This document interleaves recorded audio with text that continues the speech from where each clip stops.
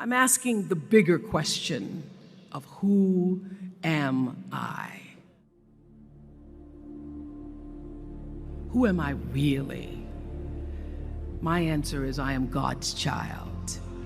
I am that which is born of all that is.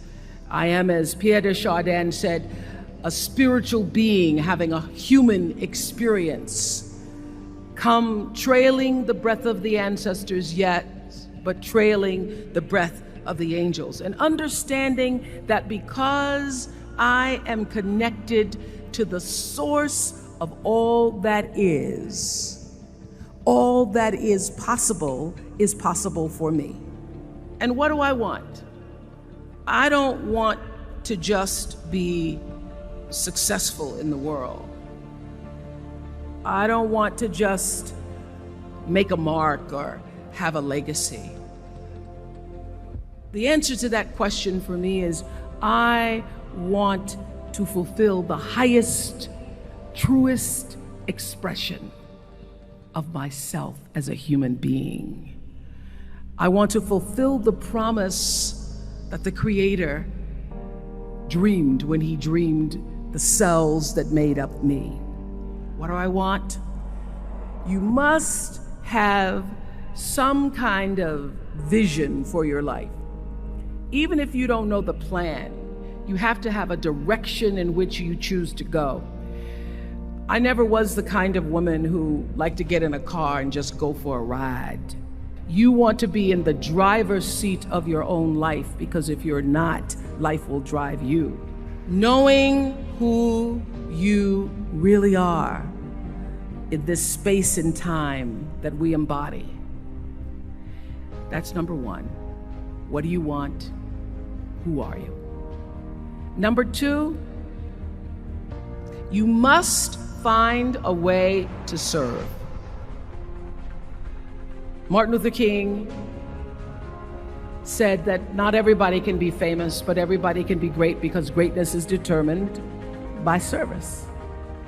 Now, we live in a world where everybody wants to be famous and where we admire people for just being famous. We think being known brings us value. The truth is, all of that will fade in time. Service and the significance that you bring to your service is that which is lasting.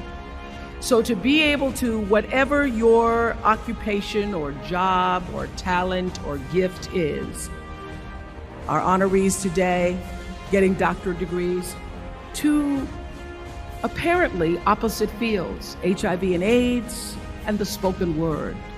But what they have in common is service, using the spoken word in service to community and the world, using your knowledge and information about HIV and AIDS and medicine in service to the world. And if you look at all the most successful people in the world, whether they know it or not, they have that paradigm of service. Service through medicine, service through art. Using whatever it is you produce, your product, as a way of giving back to the world. When you shift the paradigm of whatever it is you choose to do to service, and you bring significance to that, success will, I promise you, follow you. Be excellent. Let excellence be your brand. Everybody talks about building a brand. I never even knew what that was. When people say, you're a brand, I would say, no, I'm just Oprah.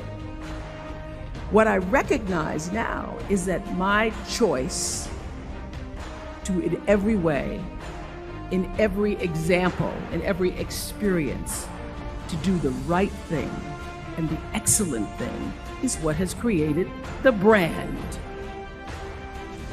Years ago, I did an ad for Revlon for an ad they were doing called Unforgettable Women.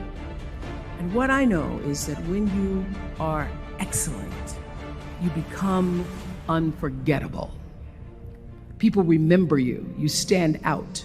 Regardless of what it is, you become an unforgettable woman. And that is what we all want. We want to be unforgettable and not forgettable.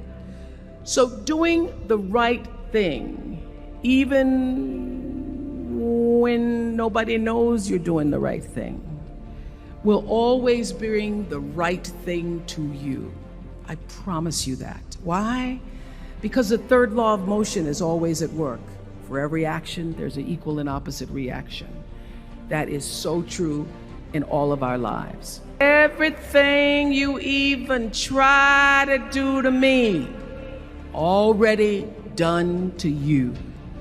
So you don't have to worry about revenge or getting back at somebody, making sure they pay.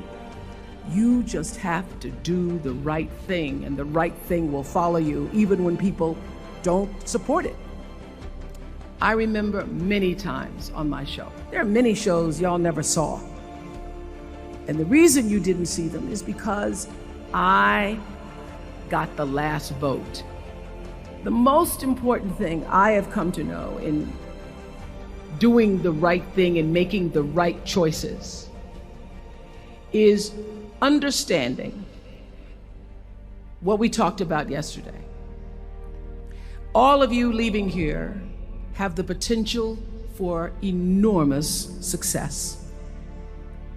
There's a price that comes with that. People don't always like you, and they're not always happy for you. And if you surround yourself with people who are not accustomed to your success, they become fearful, they become scared, because you are reflecting back something to them that they don't recognize. People who want the best for you want you to be your best. So my greatest advice to you is to surround yourself with people who are going to fill your cup until your cup runneth over. I'm so full, my cup runneth over. And to know that once your cup runneth over, you cannot spend your life with your gallon-size offerings, offering them to pint-sized people. You have got to surround yourself with gallon-sized people who can hang in the same company with you, so that you're not offering your gallons to those little pints out there who can't hold it anyway.